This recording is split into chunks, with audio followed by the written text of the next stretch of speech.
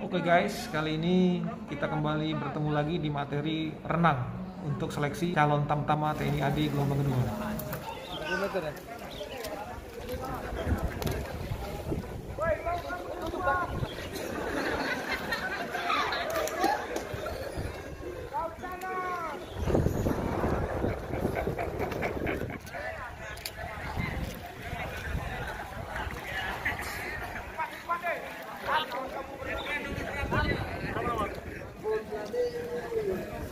Pada kali ini saya akan menjelaskan mengenai tes ini.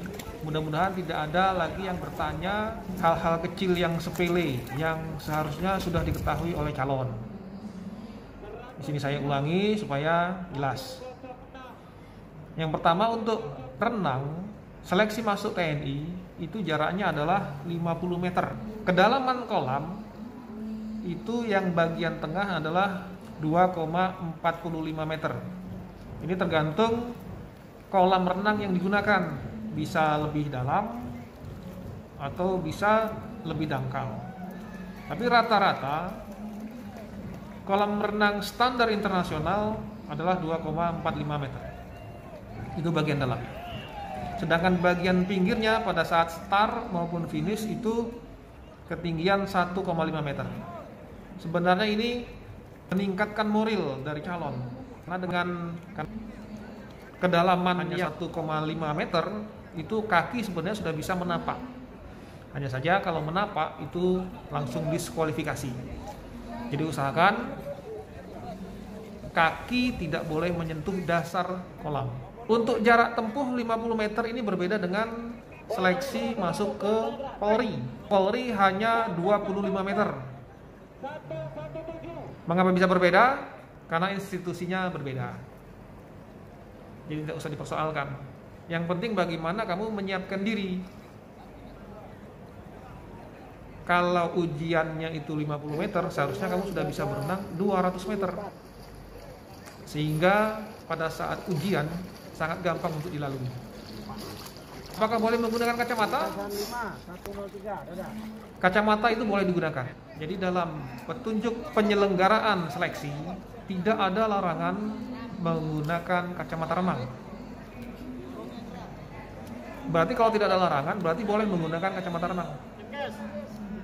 Persoalannya apabila di daerah kalian ternyata dilarang menggunakan kacamata, itu berarti adalah kebijakan dari panitia daerah. Sebenarnya menggunakan kacamata ataupun tidak menggunakan kacamata itu berpengaruh hanya kepada orang-orang yang renangnya pas-pasan. Kalau kamu mahir berenang, mau pakai kacamata, tanpa kacamata, kamu pasti lolos.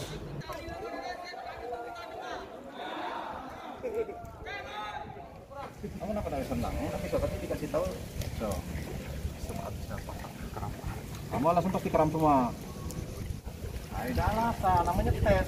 Ya, berapa meter? Kalina. Nah, tadi dikasih tahu siapa yang udah senang kan? Tadi tadi. Keram. Ada namanya seleksi tak bisa alasan keram. Itu namanya risiko. Itu alasan kamu lagi protes. Nah, kalau misalkan di tengah jalan saya kram, apakah saya boleh mengulang? Nah, di sini harus kalian ingat bahwa pelaksanaan tes itu satu kali. Jadi kalau pada saat kesempatan yang diberikan kepada kalian itu datang, manfaatkan. Tidak ada pengulangan. Oh, saya kram, saya boleh ulang nggak Pak? Nggak boleh. Yang ada adalah kamu gugur. Makanya sebelum pelaksanaan tes, siapkan dirimu. Ada pemanasan, laksanakan dengan sebaik-baiknya. Kram itu kemungkinannya dua. Yang pertama, kalian tidak terlatih, sehingga pada saat melaksanakan samapta lari, kalian begitu memaksakan sehingga otot kaki itu atau otot perut melebihi kemampuan dasarnya. Jadi begitu materi berenang, otot sudah tidak mampu lagi untuk kontraksi. Jadinya kalian kram dan akhirnya kalian gugur. Kan sayang. Bagaimana dengan gaya? Semua gaya boleh. Kamu mau gaya dada, boleh. gaya bebas juga boleh, gaya punggung boleh juga. Jadi semua gaya boleh. Gaya batu pun boleh, tapi nggak lulus. Jadi gaya itu urutan nomor 2. Yang nomor 1 adalah sampai ke finish. Jadi jarak 50 meter itu kamu sampai ke finish. Kemudian waktunya itu tidak boleh lama. Usahakan 1 menit kamu sudah sampai. Kalau kamu sudah mahir 50 detik kamu udah nyampe. Kalau saya berenangnya, kalau itu tempuh saya 2 menit bagaimana Pak? Tetap memenuhi syarat. Kalau saya ganti gaya bagaimana Pak? Di tengah jalan saya ganti gaya, dari gaya bebas kemudian gaya dada. Kemudian karena capek saya gaya punggung. Boleh nggak? Boleh. Tidak ada masalah. Yang penting sampai. Namun ingat, ini kan adalah tes. Ini ada seleksi. Jumlah orang yang diterima itu sedikit dibandingkan peserta. Jadi kalau kita buat rankingmu di bawah, otomatis peluang kamu untuk lolos itu semakin kecil. Nah, jadi kamu pilih sendiri. Jadi kamu yang milih, kamu di ranking atas atau kamu di ranking bawah. Pada saat start, usahakan kaki itu mendorong tepian kolam. Jadi ada daya luncur. Lumayan, ini bisa sampai 2-3 meter.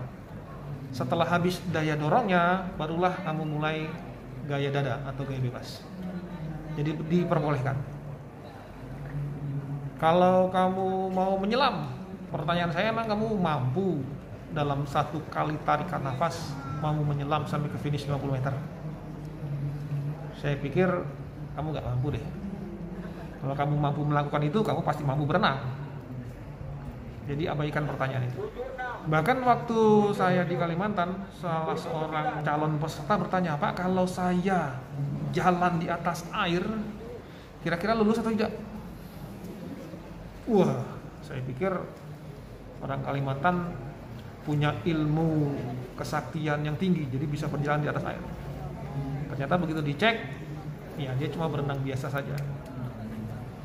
Artinya yang namanya tes renang, yang dites adalah kemampuan berenang, bukan tes kesaktian, bukan tes nyelam, bukan tes jalan di atas air. Jadi yang dites adalah kemampuan berenang. Kalau 50 meter nyampe ke finish, ya dia masuk. Gampang kan? Sekali lagi saya ingatkan, renang ini gampang, asal mau berlatih. Jadi usahakan ada waktu, hari Sabtu, hari Minggu, atau sekarang ini tidak ada kegiatan sekolah, kalian belajar dari sekarang. 2 tahun, setahun sebelum pelaksanaan tes, kalian sudah belajar berenang. Anggaplah ini sebagai sebuah rekreasi, olahraga rutinitas. Jadi renang itu seolah-olah sama seperti kita berjalan.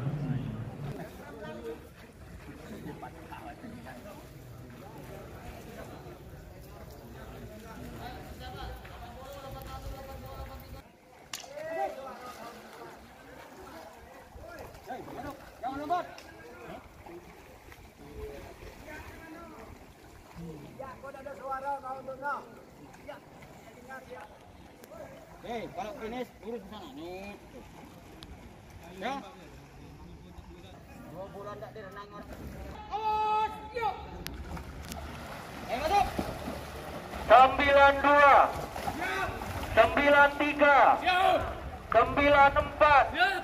96.